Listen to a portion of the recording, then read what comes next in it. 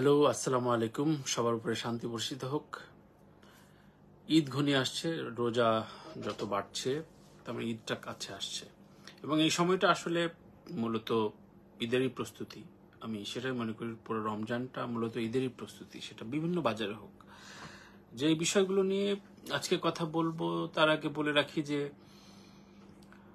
আপনার ঈদের এবারের কৌতূহল কোন কোন জায়গায়, অর্থাৎ গান যেমন আগে বের হওয়ার একটা ব্যাপার ছিল, ক্যাসেট আমরা যখন বের করতাম বা আমাদেরও আগে, তখন ক্যাসেট কোন ক্যাসেটটা কিনবো তার জন্য আলাদা টাকা জমানোর বিষয় ছিল, এখন সেটি নেই। সুতরাং গানের বিষয়টা, কার গান আসলে আপনার ভালো লাগবে এটি আপনি জানাবেন প্লিজ।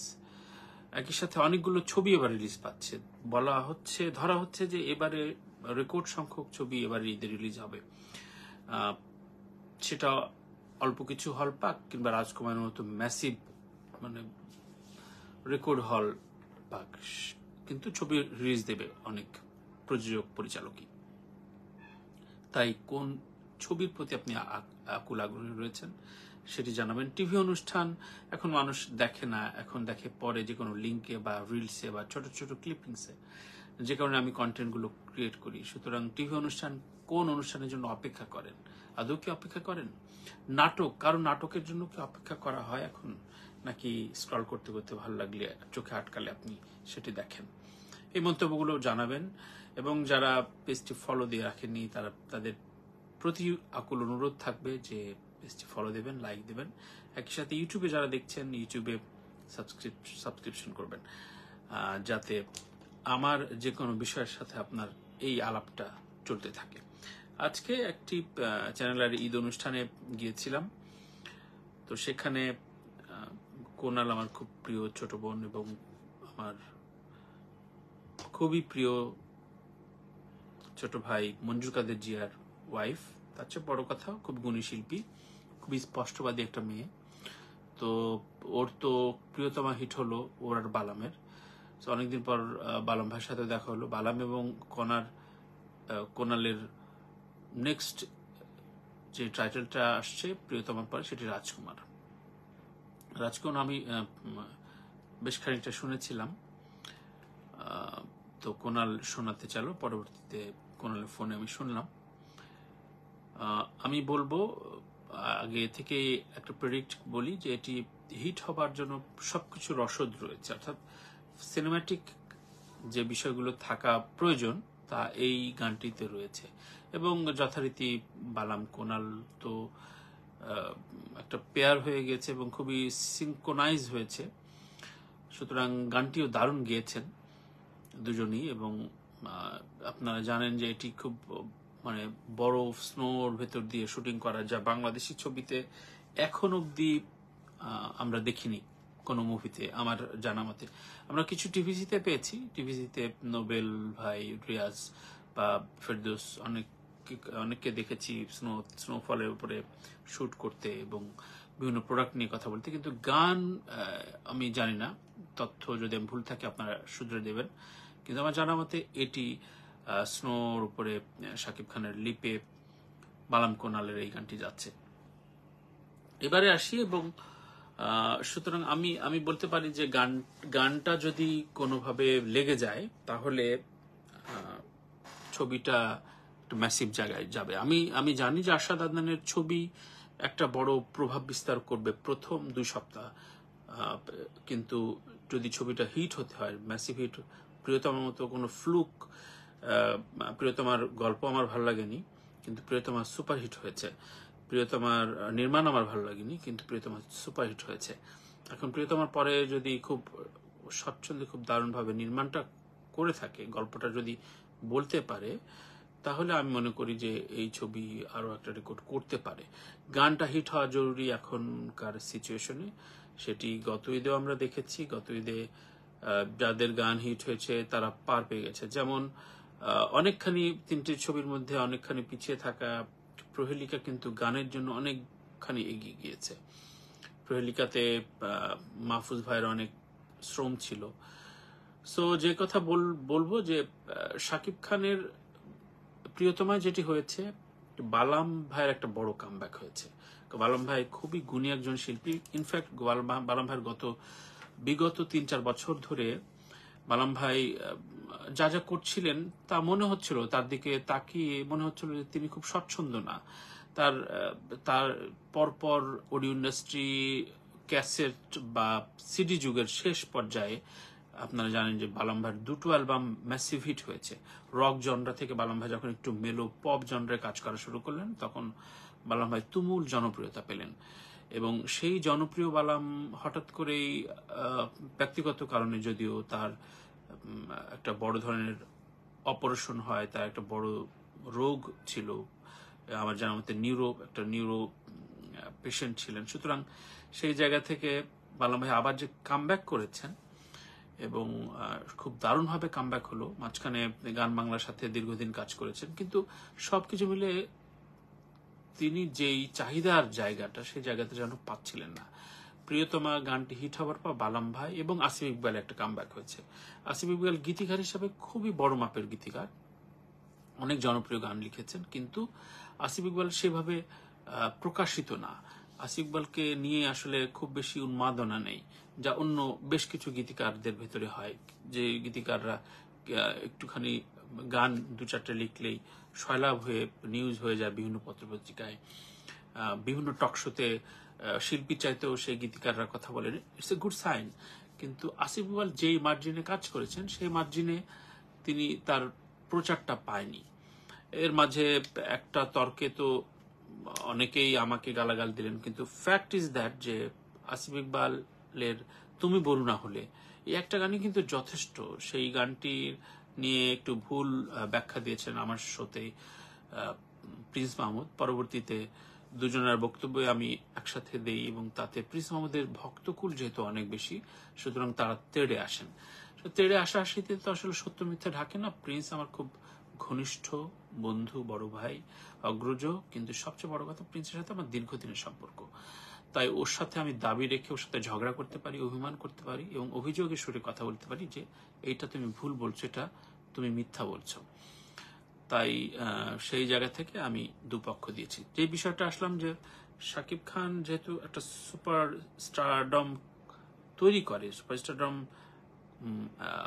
বিলং করে, সুতরাং তার ফিল্মে অনেকগুলো ক্যারেক্টার, অনেকগুলো মানুষ কামব্যাক হওয়ার একটা সুযোগ থাকে। হিমেল আশরাফ নিউ ইয়র্কে বেশ দোকান টোকান দিয়ে কাজকর্ম করে, ব্যবসা করে বেশ টাকা পয়সা অর্জন করেছিলেন, কিন্তু যেটি হয়েছিল যে তার মনের ভেতরে যেই বিষয়টি, যে তার মনের ভেতরে তো একটা শিল্পী সত্তা কাজ করছিল।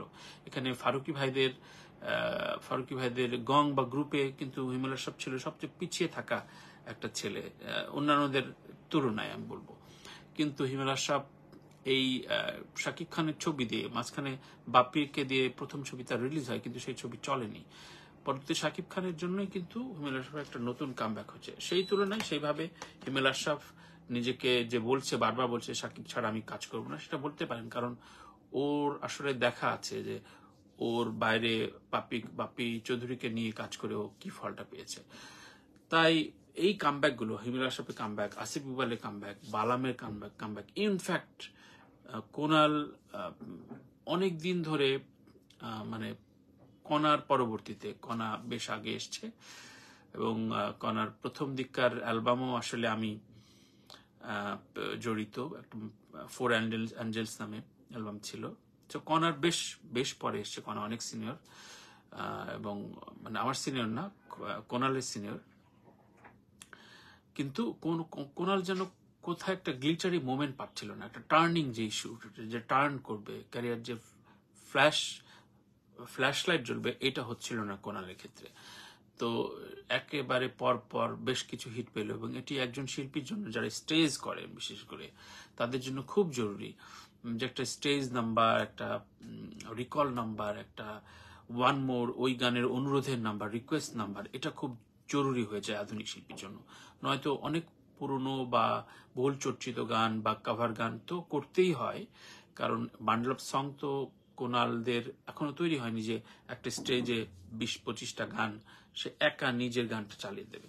কিন্তু সুপার ডুপার হিট যখন গান হচ্ছে, 2-3টে গানের রেশ ধরে, তখন সেই তারকাকে মনে হয় যে বাহ, সে ইউনিক এবং মৌলিক তারকা। সেই জায়গাটা পেয়েছেন বিকজ অফ শাকিব খান। শাকিব খানের জন্য এই 3 মানুষ অনেক বড় মানে লজিক্যাল, লাকিফুল, এবং সেই জায়গা থেকে যদি রাজকুমারটা হিট হয়ে যায়, রাজকুমারের গানটা যদি হিট হয়ে যায়, তাহলে আমি মনে করব যে কোনাল বা বালাম ভাইয়ের একটা ক্যারিয়ারের রেস খুব স্মুথ হয়ে যাবে। অনেকেই কমেন্ট লিখছেন, চয়নিকা চৌধুরী লিখছেন দেখলাম, Asif Iqbal honest and fantastic person, obviously. সেটা আমি বলার চেষ্টা করেছি বোল্ডলি বৌদি, যে আসিফ ইকবাল এবং প্রিন্স মাহমুদের যে তর্কটা হয়েছে, আমি বোল্ডলি এজন্য বলার চেষ্টা করেছি যে আসিফ ইকবাল একটি গানের জন্য মিথ্যা কোনো স্টেটমেন্ট দেবেন না, বরঞ্চ প্রিন্স মাহমুদ মিথ্যা বলেছেন এবং সেই মিথ্যার জায়গাটি আসিফ ইকবাল ক্লিয়ার করেছেন, দ্যাটস ইট। সুতরাং আমি খুব বোল্ডলি সেটা বলেছি, কারণ আমি দুজন মানুষকে চিনি, খুব ভালো করে চিনি, সেই কারণে। যাই হোক, সেই তর্কে আর না যায়। খালিদ ভাই সম্পর্কে বলতে বলছেন, খালিদ ভাই সম্পর্কে আমি খুব আসলে হুটহাট করে বলতে চাই না, খুব গুছিয়ে বেশ কিছু কাজ করছি খালিদ ভাইয়ের সাথে আমার এক ধরনের মনোলোগ ছিল, মনোলোগ বলতে একটা মনস্তাত্ত্বিক একটা যোগাযোগ ছিল। আমার মনে হয় যে যখনই দেখা হয়েছে খালিদ ভাই আমাকে খুব ভালোবাসতেন, আস্থা রাখতেন, এবং আমার সাথে ওই খুব মাখামাখি সম্পর্ক ছিল না, কিন্তু একটা দারুণ সম্পর্ক ছিল, যে সম্পর্কটার নাম আমি জানি না। তার সাথে আমার খুব ম্যাসিভ হিট কোনো গান হয়নি, আমি ম্যাসিভ হিট গান করার ক্রিয়েটর না, আমি মিডিওকর, কিন্তু মানুষের সাথে সম্পর্কের জায়গাটা খুব আত্মিক হয়। অনেকের সাথে অনেক ম্যাসিভ হিট গান দিয়েছে অনেক সুরকার, কিন্তু তার সাথে হয়তো ওই স্টুডিওর ওই পর্যন্তই, যে আমি তোকে দিলাম তুই আমাকে দিলি, দুজনকে মনে করলো, যে সুরকার শিল্পীকে মনে করলো, যে সুরকার বললো শিল্পী তোমাকে আমি উঠাই দিলাম, শিল্পী বললো তুই তো আমার গান গায়ে উঠছস। ওই সম্পর্কটা না আমার সাথে খালিদ ভাইয়ের সাথে সম্পর্ক আমার বড় ভাই, আত্মার মানুষ, ভালোবাসা মানুষ। সুতরাং খালিদ ভাইকে নিয়ে আমি কথা বলবো, আসবে অবশ্যই। আজকের এই লাইভটা শেষ করি। রাজকুমার নিয়ে কথা বললাম, কাজল রেখার বেশ কিছু ক্যাম্পেইন আমি করছি, এবং কারণ সেলিম ভাইয়ের ছবি, সেলিম ভাই আমাকে খুব ভালোবাসেন, ভালোবাসাগুলো নিয়েই আসলে ঢাকা শহরে আমি বাঁচি, এবং গিয়াসউদ্দিন সেলিমের এটি একটি সিগনেচার ওয়ার্ক। তো আমি যেটা বলবো, যেটা মন্দিরা যে কাজল রেখা চরিত্র করছে, আমি একটা শঙ্কায় থাকি, সেলিম ভাইকে বলেছি যে সেলিম ভাইয়ের ছবি মূলত সেলিম ভাইয়ের হয়ে থাকে, অন্য তারকাদের খুব একটা লাভ হয় না। আপনারা যেমন মনপুরের ফারহান এমিলি, অনেকে বলেছিল ফারহান এমিলি একটা সুপারস্টার হয়ে যাবে, কিন্তু ফারহান এমিলি কিছুই হয়নি। এটা শুধু সেলিম ভাইয়ের দোষ না, এটা ফারহান এমিলির গাফিলতি বা ক্যারিয়ারের পিক অ্যান্ড চুজের যে ব্যাপার থাকে। মনপুরার পরে তার যে ছবিগুলো করার কথা উচিত ছিল, যেটাকে না বলা উচিত ছিল, সেগুলো করেনি বলে ফারহান এমিলি আজকে ঠিক একটা ইতিহাসের একটা সিঙ্গেল নাম হয়ে থাকলো, কিন্তু তার ক্যারিয়ারের আর বিলঙ্গিং নাই। তাই আমি মন্দিরাকে সে প্রশ্ন করেছিলাম, যদিও মন্দিরা একেবারে নবিশ, কেবল শুরু করছে, ওর উত্তরটা খুব ম্যাচিউর পেলাম। আমি জানি না এখন ও ম্যাচিউরলি যদি ক্যারিয়ারটা চালাতে পারে, অবশ্যই আমি মনে করি কাজল রেখা হিট হোক বা ফ্লপ হোক, কাজল রেখা একটা সিগনেচার তৈরি করবে সমালোচক মহলে, এটি নির্ঘাত বলা যায়। কারণ একেবারে আলতু ফালতু বা এভারেজ কাজ যে করেনি তা না, পাপপুণ্য যেমন সেলিম ভাইয়ের খুবই অ্যাভারেজ কাজ, আমার একদম মোটেই ভালো লাগে নাই, তেমনি আমি বলবো, এবং সেলিম ভাই নিজেও বলছেন যে মনপুরা পরে কাজল রেখা তার ফাইনেস্ট ওয়ার্ক। সুতরাং এই ছবির যারা যারা কাজ করছেন তারা একটা বড় মাইলেজ পাবেন, সমালোচক মহলে প্রশংসা পাবেন, অ্যাওয়ার্ড পাবেন, এটি খুব নিশ্চিত এবং খুব মানে ডিফাইন্ড ভাবে বলা যায়। इसके प्रिंस लिखছেন, হিমালয় সাথে ইন্টারভিউ চাই ভাই, রাজকুমার সিনহার সং কবে আসবে, এটা তারা খুব শিডিউল করে বলবেন। সুতরাং রাজকুমার গানটা আমি শুনলাম, সেটির একটা ছোট্ট করে প্রিভিউ মনে হলো যে একটু বলি কথা। সো আমি যে প্রশ্নগুলো করেছিলাম সেটি আবারও রিপিট করে আজকে লাইভটা শেষ করি। সেটা হচ্ছে, আপনারা ঈদে আসলে কৌতূহলী হয়ে থাকেন, কোন ছবি দেখার জন্য আকুল হয়ে থাকেন, যে না ঠিক আছে রাজকুমার আমি ঈদের দিন দেখবো, ঈদের পর দিন দেখবো, জানান আপনি। কোনো গান শোনার জন্য কারো গান রিলিজ না হলে আর কি মনে হয় যে আপনার ঈদটা একটু আধুরা রয়ে গেল? মনে হয়? আমার জানা মতে তো হয় না। এটা কেন হয় না বা আগে কেমন হতো, এটুকু আপনারা জানেন। কারো নাটক অভিনয় বা কারো হুমায়ুন আহমেদের নাটক যেমন কবে আসবে ঈদে, সেটার জন্য অপেক্ষা করতাম, সেই কৌতূহল কি হয় আপনাদের? এটা একটু জানান। কার নাটক, কার সিরিজ দেখার জন্য আপনারা বসে থাকেন। সবাই ভালো থাকবেন, ভালো রাখবেন। আমার এই চ্যানেলটি সাবস্ক্রাইব করা না থাকলে সাবস্ক্রাইব করবেন। একই সাথে কমেন্ট দিয়ে লাইভটি শেয়ার করে আপনাদের মতামতগুলো জানাবেন। তাহলে আপনাদের সাথে এই যোগাযোগটা তৈরি হলে এবং খুব প্রাসঙ্গিক মতামত যদি আপনারা দিয়ে থাকেন, তাহলে অবশ্যই সেটি একটা আড্ডার দারুণ একটা জায়গা তৈরি করে।